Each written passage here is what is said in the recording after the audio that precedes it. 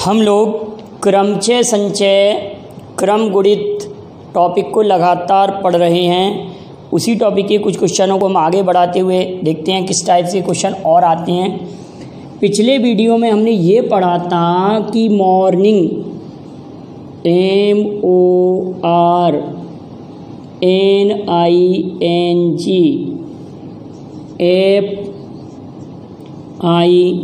MORNING fight के अक्षरों को कुल कितने प्रकार से व्यवस्थित किया जा सकता है। तो हमने ये बात समझी थी कि जब कभी भी किसी स्पेलिंग में कोई स्पेलिंग रिपीट होती है, कोई लेटर रिपीट होता है तो उसको अपॉन में लिखते हैं।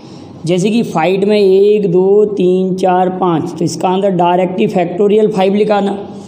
लेकिन जब हमने मॉर्निंग वाला क्वेश्चन किया था तो मॉर्निंग में हमने ये देखा था कि एन रिपीटेड है, तो टोटल अक्षर हमने काउंट कर लिए थे लेटर 1 2 3 4 5 6 7, तो फैक्टोरियल 7 अपॉन फैक्टोरियल 2 कर दिया था। इसको ऐसे किया था ना।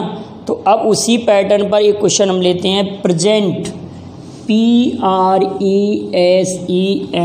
प्रेजेंट। क्वेश्चन अगर आया कि प्रेजेंट के अक्षरों को PRESENT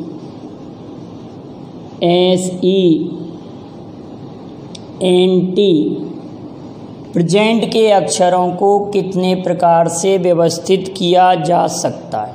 प्रेजेंट लिखा हुआ है बेटाओ, तो प्रेजेंट में हम देखेंगे 1 2 3 4 5 6 7, फैक्टोरियल 7, फैक्टोरियल 7 लिख लिया हमने। अब हमने ये देखा कि इसमें रिपीटेड है ER रिपीटेड, तो E हमारा 2 बार है तो फैक्टोरियल 2। तो फैक्टोरियल 7 की वैल्यू, फैक्टोरियल 7 की वैल्यू 5040 हमने पढ़ा था, 5040 पढ़ा था। फैक्टोरियल 7 की वैल्यू 5040 अपॉन में इसका मान 2, तो ये 2520 2520 हमारे प्रश्न का आंसर आ गया। क्वेश्चन क्या आया कि प्रेजेंट के अक्षरों को कुल कितने प्रकार से व्यवस्थित किया जा सकता है। अगर मैं आपको क्वेश्चन कहूँ कि ओनियन,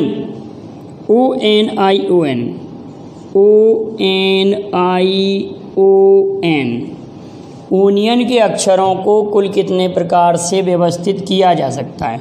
पूरा क्वेश्चन नहीं लिख रहे हैं हम, आप समझ रहे हैं।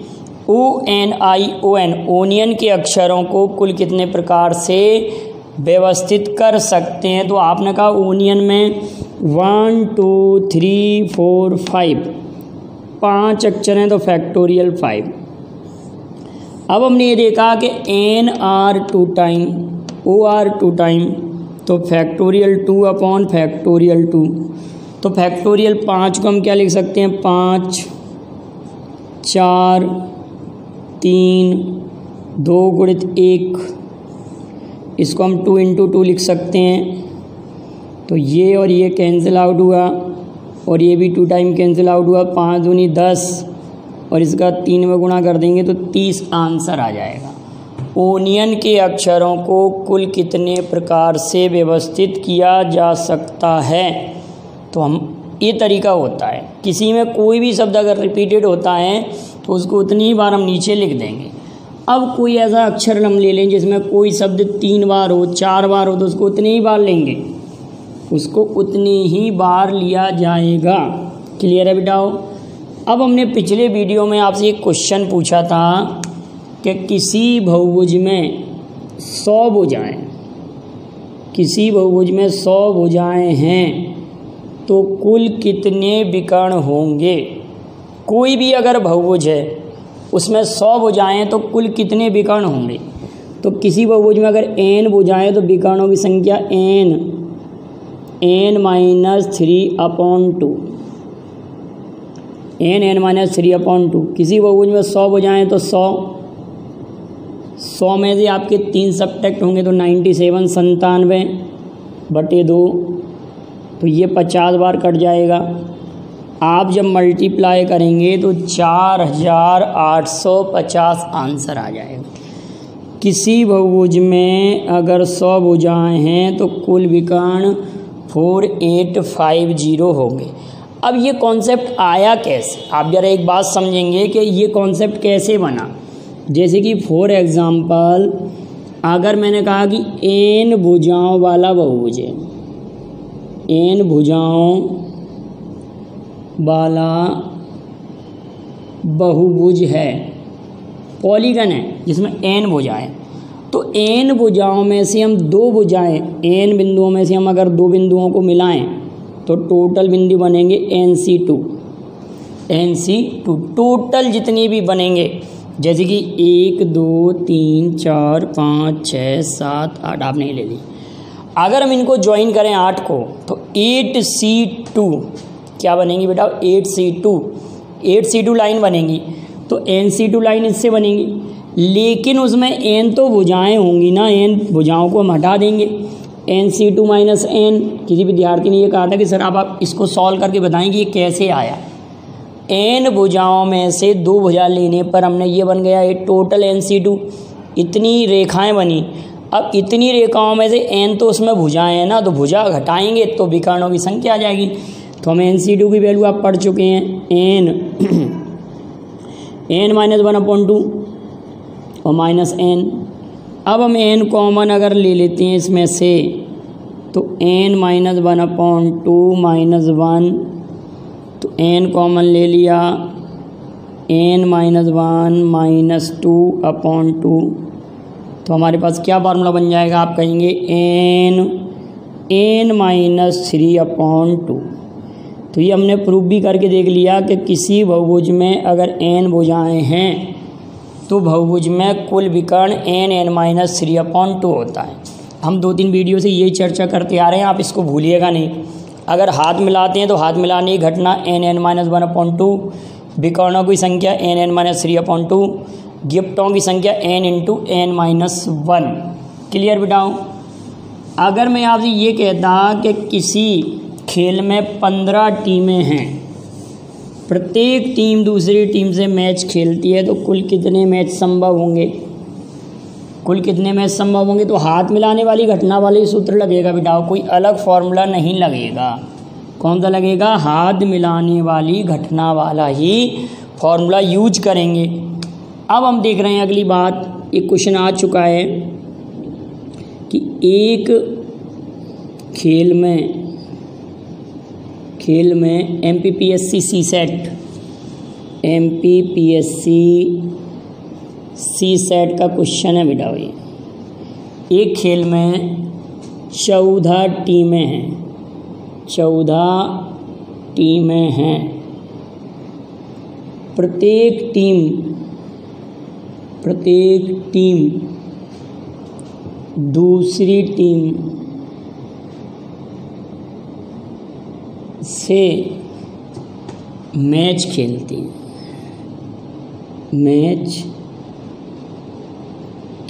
है, इन मैचों के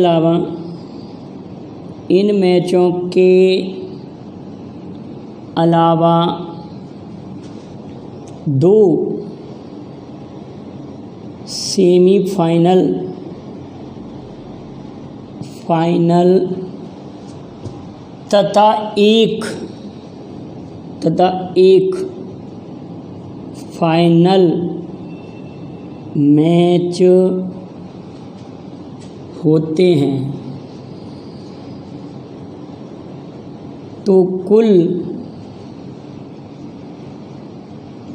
कितने मैच संभव होंगे, ध्यान से आप लोगों सभी को दिखाई दे रहा है, देख लेते हैं ज़रा इसको। क्वेश्चन ये है कि कुल कितने मैच संभव होंगे, बड़ा इम्पोर्टेंट क्वेश्चन है। 14 टीमें हैं, प्रत्येक टीम दूसरी टीम से मैच खेलती है, इन मैचों के अलावा 2 सेमीफाइनल तथा एक फाइनल मैच होता है, तो कुल कितने मैच संभव होंगे। तो आप ये कहेंगे सर 14 टीमें हैं, हल हम लिखेंगे 14 टीम तो n(n-1/2)। 14 टीमों में से प्रत्येक टीम दूसरी टीम से मैच खेलती है तो n(n-1/2)। तो ये 7 बार कट जाएगा। 13 7 91 मैच तो ये हो गए, 91 मैच तो ये हो गए। अब हमारे पास 2 सेमीफाइनल और 1 फाइनल, तो टोटल मैच 94 हो जाएंगे।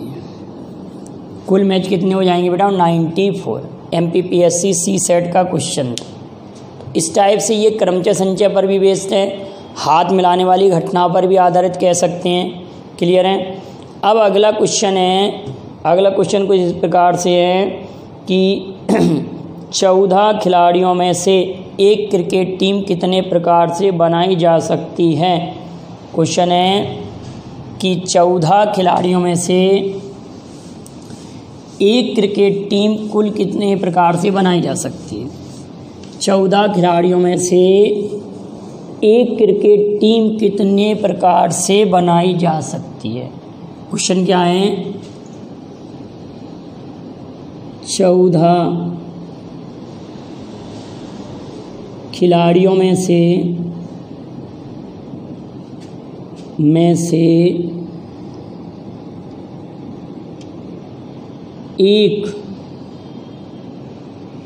एक क्रिकेट टीम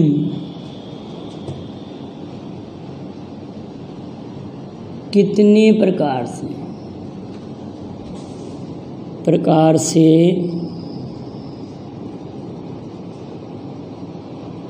बनाई जा सकती है।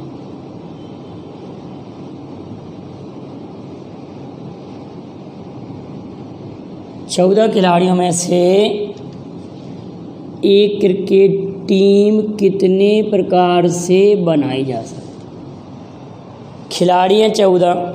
आप सभी लोग जानते हैं क्रिकेट टीम में 11 प्लेयर होते हैं, तो कहने का 14 में से हमको 14 में से 11 प्लेयर केवल सिलेक्ट करना है, अरेंज नहीं करना। आप समझ रहे हैं?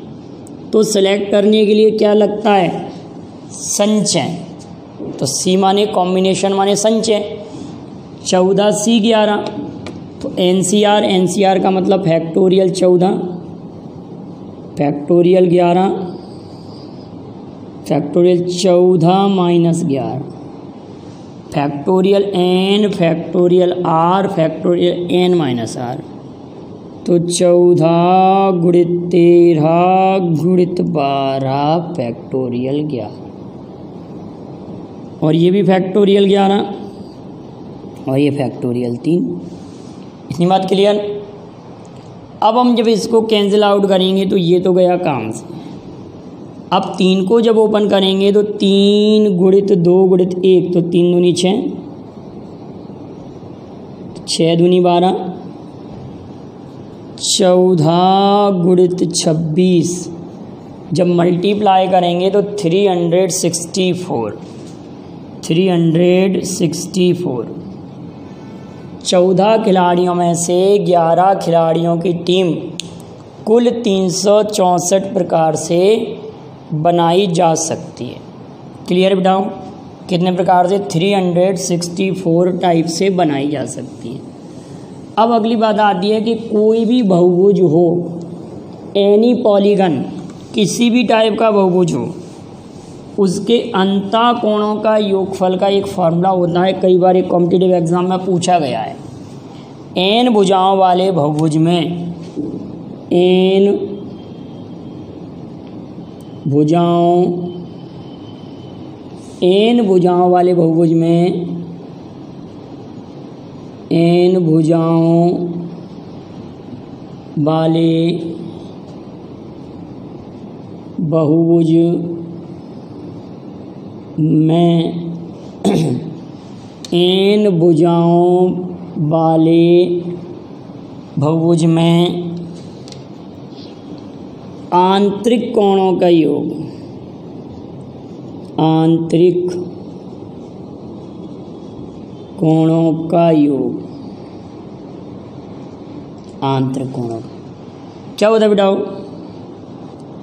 n-2 into 180 degree, n-2 into 180 degree. इसको आप याद रखना। n भुजाओं वाला कोई बहुभुज है तो उसके आंतरिक कोणों का योगफल n-2 इंटू 180 डिग्री, ये फॉर्मूला होता है बेटा।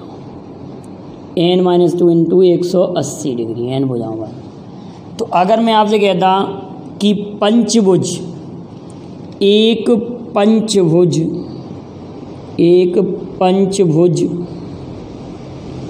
के समस्त आंतरिक कोणों का योग क्या होगा? कोणों का योग क्या होगा? हालांकि हम ये टॉपिक बहुभुज पढ़ेंगे, उसमें भी आप लोगों के लिए आएगा एक पंचभुज के समस्त आंतरिक कोणों का योगफल क्या होगा। तो पंचभुज के आंतरिक कोणों का योगफल n का मान 5 दिया है, तो 5 - 2 इंटू 180 डिग्री, तो ये 3 इंटू 180 डिग्री। तो आप कह देंगे पंचभुज के समस्त आंतरिक कोणों का योगफल 540, 18 × 54 540 डिग्री होगा। एक पंचभुज के समस्त आंतरिक कोणों का योगफल 540 डिग्री हो जाएगा।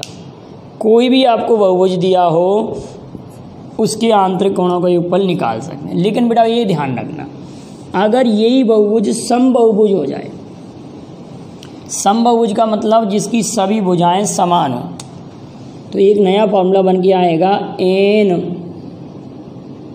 भुजाओं वाले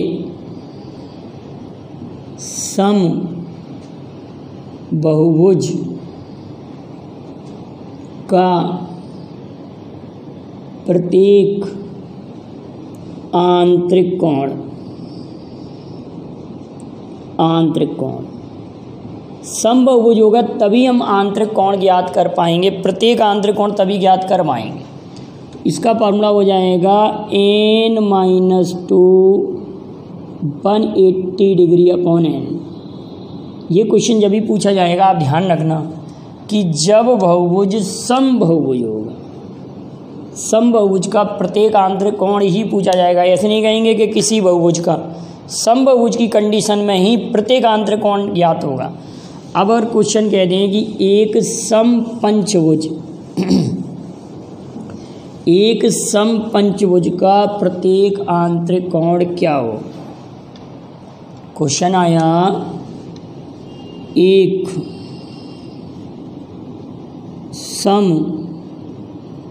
समपंचभुज का प्रत्येक आंतरिक कोण क्या हो?